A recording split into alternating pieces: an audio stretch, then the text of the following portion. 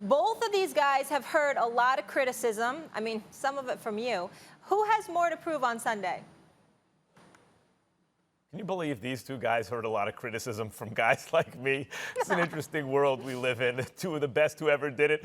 But the answer is Tom Brady clearly has much more to prove in this game. Tom Brady's 43, not Aaron Rodgers.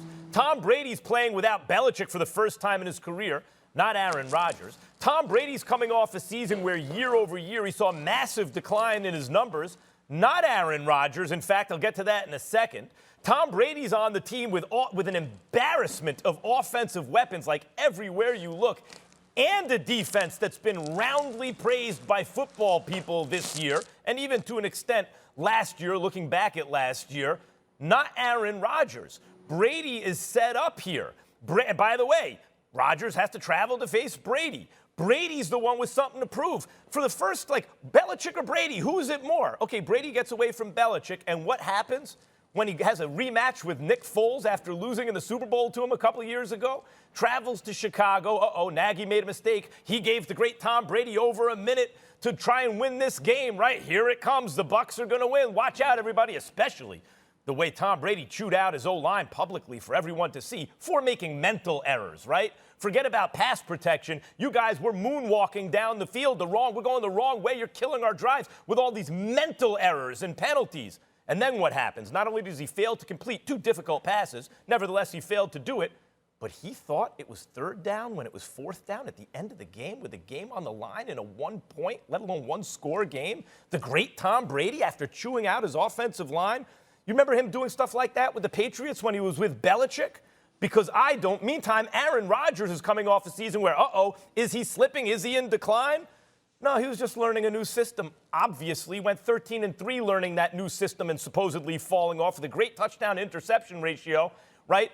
Went 13-3, beat the Russell Wilson-led Seattle Seahawks in the playoffs, got to the NFC Championship game in that down year. And then this year so far, undefeated with the highest QBR posted after 4 games in the history of QBR. What does Aaron Rodgers have to prove right now? As usual, throwing to no first-round picks, right? The defense, nothing to write home about. Unless you're opposing offenses, we get to play the Packers' defense. No, it is clearly Tom Brady with more to prove in this game. I don't feel that way. And I don't feel that way, and I respect where you're coming from with all of your positions because really, first of all, when we talk about these two guys, you know how I feel about Aaron Rodgers. Who's the man that coined the phrase, he's a bad man? It's me. It's that because that brother is that special. That would be you. Make no mistake of it. That would be me, all right? And we know that Tom Brady's a 6-time champion. The reason why I feel in this particular situation, however, that you can look at Aaron Rodgers and say he has something to prove because he's been damn near perfect. He's completed 70% of his passes. He's got 13 touchdowns, 0 interceptions, fresh off a 13-3 season and a trip to the NFC title game. But people still said there's slippage. He's not what he was 4 years ago, 5 years ago, et cetera, et cetera. Matter of fact, over the last 3 years, 2018, 2019 even, and now, before this season, Aaron Rodgers hasn't been Aaron Rodgers. So guess what? You're coming out here, particularly after they draft Jordan Love, your successor supposedly in the future, and they draft this guy instead of augmenting the wide receiving corps. You still got Valdez-Scantling. You still got Devontae Adams, all right? Who I think should play this Sunday. Who I think should play this Sunday. They're saying he should play this Sunday. So you got all of that going on. That's true. But in the end, they're looking at you and they're saying, what's up? Because that's the question about the Green Bay Packers, because you're saying if Aaron Rodgers is still great, then guess what? They could go over the hump, and the Green Bay Packers could pretty much be representing the NFC in a Super Bowl. When you have those kind of things being thrown out about you, you're age 36, and now you're going up against Tom Brady, who's 43. Tom Brady, in the end, when all else fails, has his birth certificate to fall back on. If all else fails, I'm 43.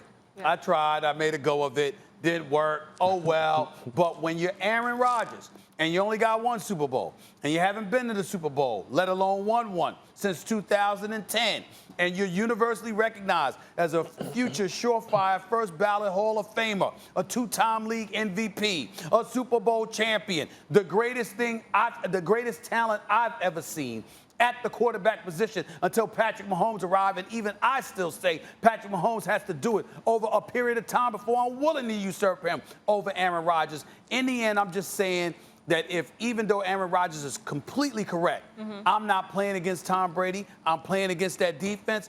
The problem is if they lose this game and all of a sudden he has a bad game compared to the other games, we're going to look at him as being outplayed by Tom Brady. And that's how people are going to talk about it. That's why it's not a big deal. Yeah. But if you got to answer the question picking one side over the other, that's where I come with Aaron Rodgers. And he's tracking in the right direction right now and really redeeming himself after some of the critics last season. Louis, where are you on this one?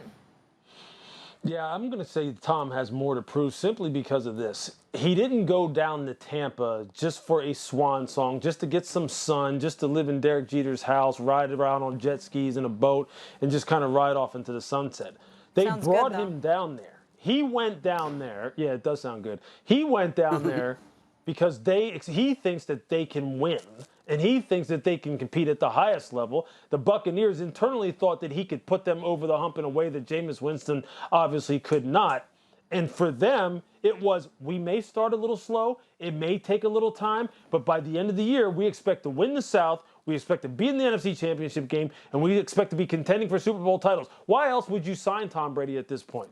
Why else? So the pressure is on him, especially given the fact that two of his primary pass catchers are hobbled going into this football game. So there's a lot of pressure on him, especially because he's coming off of a game where, as Stephen A. just alluded to, did he forget that it was fourth down? Did he think it was still a third down? There are the optics of him yelling at his offensive line, although he used to do that in New England too, so that doesn't bother me. But the fact is, he didn't deliver at the end of the game. Aaron Rodgers, whereas I can also see why people say, well, look, Aaron has only won one Super Bowl, despite the fact he's one of the most gifted players to ever play the position. Aaron Rodgers is in a very, very good place right now.